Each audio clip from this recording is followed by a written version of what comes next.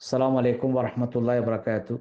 അൽഹംദുലില്ലാഹി റബ്ബിൽ ആലമീൻ വസ്സലാത്തു വസ്സലാമു അലാ റസൂലിൽ അമീൻ വഅലാ ആലിഹി വസ്വഹ്ബിഹി അജ്മഈൻ അമ്മാ ബഅദ്.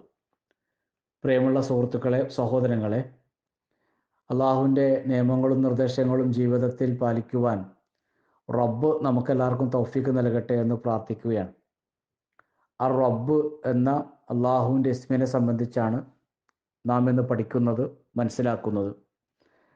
ധാരാളം ആശയങ്ങളെ ഉൾക്കൊള്ളുന്ന അള്ളാഹുവിൻ്റെ നാമങ്ങളിലൊന്നാണ് റബ്ബ്. മാത്രമല്ല, നമ്മൾ മനസ്സിലാക്കിയതാണ്, പടച്ചവനിക്ക് 99 പരം നാമങ്ങളുണ്ട്. 99 അതിൽ കൂടുതൽ നാമങ്ങളുണ്ട്. ആ നാമങ്ങളെ മുഴുവനും വിളിച്ചറിയിക്കുന്ന അള്ളാഹുവിൻ്റെ നാമമാണ് റബ്ബ് എന്നുള്ള ആ ഒരു ഇസ്മ. പണ്ഡിതന്മാർ അതിന് കൊടുത്തിരിക്കുന്ന അർത്ഥവും വിശദീകരണവും പഠിക്കുമ്പോഴാണ് ആ വാക്കിൻ്റെ മാഹാത്മ്യവും അതിൻ്റെ ഗൗരവവും നമുക്ക് മനസ്സിലാക്കാൻ സാധിക്കുന്നത്.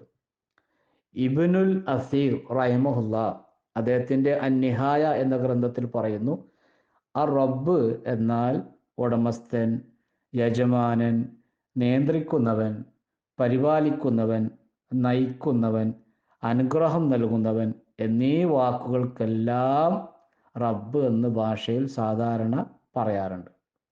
അതേപ്രകാരം ഇബ്നുൽ ഖയ്യിം ജൗസി റഹിമഹുല്ലാ അദ്ദേഹത്തിൻ്റെ ബദാഇഉൽ ഫവായിദ് എന്ന ഗ്രന്ഥത്തിൽ റബ്ബിന് കൊടുക്കുന്ന വിശദീകരണം, കഴിവുറ്റവനും സൃഷ്ടാവും നിർമ്മാതാവും എല്ലാറ്റിനും രൂപം നൽകുന്നവനും എല്ലാം നിയന്ത്രിക്കുന്നവനും സസൂക്ഷ്മം അറിയുന്നവനും കേൾക്കുന്നവനും കാണുന്നവനും സുഹൃതവാനും അനുഗ്രഹം നൽകുന്നവനും ഔദാര്യവാനും തടയുന്നവനും ഉപകാരമോ ഉപദ്രവമോ ഉടമപ്പെടുത്തിയവനും കാര്യങ്ങളെ മുന്തിപ്പിക്കുന്നവനും പിന്തിപ്പിക്കുന്നവനും മാത്രമല്ല താൻ ഉദ്ദേശിക്കുന്നവന് നേർമാർഗം നൽകുന്നവനും ഉദ്ദേശിക്കുന്നവനെ വഴിതെറ്റിക്കുകയും താൻ ഉദ്ദേശിക്കുന്നവനിക്ക് സൗഭാഗ്യം നൽകുന്നവനും ഉദ്ദേശിക്കുന്നവനെ ദൗർഭാഗ്യവന്മാരുടെ കൂട്ടത്തിൽ ഉൾപ്പെടുത്തുകയും ചെയ്യുന്ന അള്ളാഹുവിൻ്റെ വിശിഷ്ടമായ നാമമാണ് റബ്ബ്. അപ്പം നമ്മൾ നോക്കിയേ, എത്ര ഗഹനമായ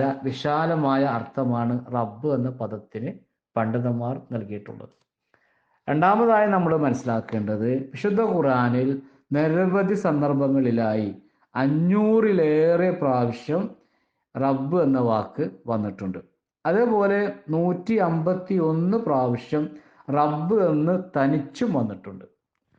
പിന്നീട് നമ്മൾ ഈ വിഷയം പഠിക്കുമ്പോൾ അറിഞ്ഞിരിക്കേണ്ടത്, 2 തരത്തിലാണ് അള്ളാഹുവിൻ്റെ തർബിയത്ത്, അള്ളാഹുവിൻ്റെ പരിപാലനം സൃഷ്ടികൾക്ക് നൽകുന്നത്.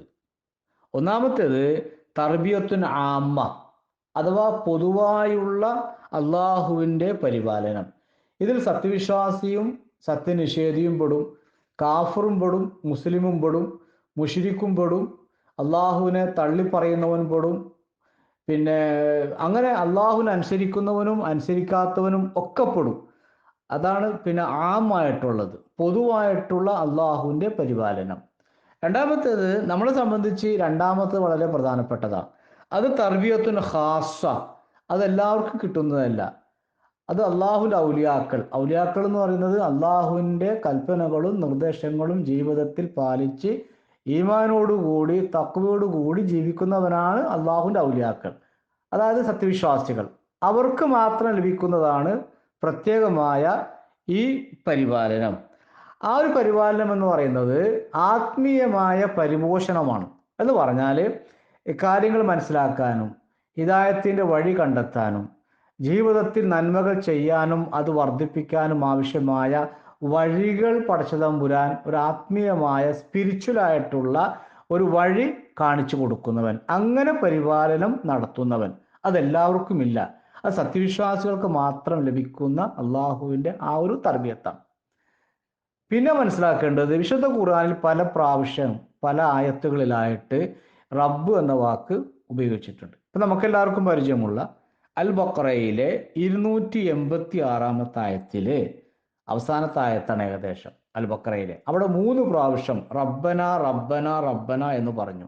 റബ്ബന ലാ തുആഖിദ്ന ഇൻ നസീന ഔ അഖ്തഅ്ന എന്ന് പറഞ്ഞുകൊണ്ട് തുടങ്ങുന്ന ആ ആയത്തിൽ അവസാനിപ്പിക്കുന്നത് ഫൻസുറുന അലൽ ഖൗമിൽ കാഫിരീൻ. അപ്പോൾ ആ ആയത്തിൽ റബ്ബന എന്ന് പറഞ്ഞുകൊണ്ട് 3 പ്രാവശ്യമാണ് ആ പദം വന്നിട്ടുള്ളത്. അതേ പ്രകാരം പിന്നെ നമ്മൾ നോക്കിയാൽ നമുക്ക് എല്ലാവർക്കും പരിചയമുള്ള പിന്നെ സൂറ അൽ ഫുർഖാനിലെ 74-ാമത്തെ ആയത്തിൽ അള്ളാഹുവിൻ്റെ പിന്നെ കാരുണ്യവാനായ അള്ളാഹുവിൻ്റെ സച്ചരിതരായ നല്ലവരായ അടിമകളുടെ ലക്ഷണം പറഞ്ഞപ്പോൾ അവരിങ്ങനെ പ്രാർത്ഥിക്കും. ഇബാദുർ റഹ്മാൻ അവർ പ്രാർത്ഥിക്കുന്നത് റബ്ബന ഹബലന മിൻ അസ്വാജിന വദുരിയാത്തിന ഖുറത അയ്നിൻ വജഅൽന ലിൽ മുത്തഖീന ഇമാമ. റബ്ബന ഞങ്ങളുടെ റബ്ബേ രക്ഷിതാവേ, ഹബലന മിൻ അസ്വാജിന വദുരിയാത്തിന ഞങ്ങളുടെ ഇണകളിലൂടെ ഞങ്ങളുടെ സന്താനങ്ങളിലൂടെ ഞങ്ങൾക്ക് നീ കൺകുളിർമ നൽകുകയും മുത്തഖീങ്ങൾക്ക് നീ ഞങ്ങളെ ഇമാമാക്കുകയും ചെയ്യണമേ. അവിടെ പറഞ്ഞിട്ടുണ്ട് റബ്ബന. ഇനി നോക്ക് നിങ്ങൾ സൂറത്ത് ബഖറയിലെ 201-ാമത്തെ ആയത്തിൽ നമുക്കെല്ലാവർക്കും പ്രാർത്ഥിക്കാൻ പ്രവാചകൻ പഠിപ്പിച്ച, നബി സ്വല്ലല്ലാഹു അലൈഹി വസല്ലം ഏറ്റവും കൂടുതൽ പ്രാർത്ഥിച്ച പ്രാർത്ഥന, പ്രത്യേകിച്ച് തവാഫ് ചെയ്യുന്ന സന്ദർഭത്തിൽ പ്രവാചകൻ അധികരിപ്പിച്ച പ്രാർത്ഥനയും സുജൂദിൽ ധാരാളമായി നടത്തിയ പ്രാർത്ഥനയാണ് അൽ ബഖറയിലെ 201-ാമത്തെ ആയത്ത്. റബ്ബന ആത്തിന ഫിദ്ദുന്യ ഹസന വഫിൽ ആഖിറത്തി ഹസനത്തൻ വഖിന അദാബന്നാർ. അർത്ഥം എല്ലാവർക്കും അറിയാമല്ലോ.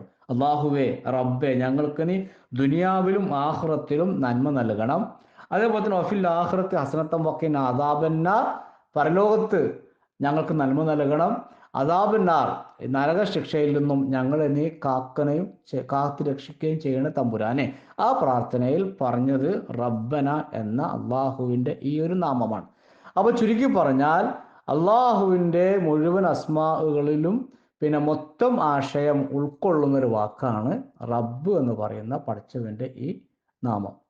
മാത്രമല്ല നമ്മളെ സംബന്ധിച്ച് റബ്ബിൽ നിന്ന് കിട്ടുന്ന ഈ ഒരു തർബിയത്ത്, അത് പിന്നെ തർബിയത്തിന് ഖാസ പൊതുവായിട്ടുള്ള തർബിയത്ത്, അതിനു വേണ്ടിയാണ് നമ്മൾ അള്ളാഹുലേക്ക് കൂടുതൽ അടുക്കേണ്ടതും കൂടുതൽ പ്രാർത്ഥനകൾ പിന്നെ നടത്തിക്കൊണ്ട് ഈ ഒരു തൗഫീഖ് കിട്ടാൻ വേണ്ടി പടച്ചവനോട് അപേക്ഷിക്കുകയും ചെയ്യേണ്ടത്.